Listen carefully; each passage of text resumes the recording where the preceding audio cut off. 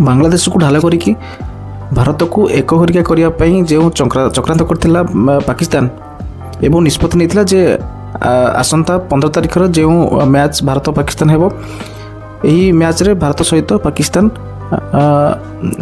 Boy cut करिवो एवं खेलिबो नाही T20 world cup रे। वर्तमान आईसीसी रो छाट आगरे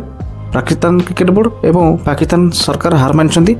एवं निष्पत्ति नहीं जे आसंता 15 तारिख जो मैच टे अनुष्ठित होबार भारत पाकिस्तान मैच टी यही मैच रे पाकिस्तान भारत सहित खेलिबो।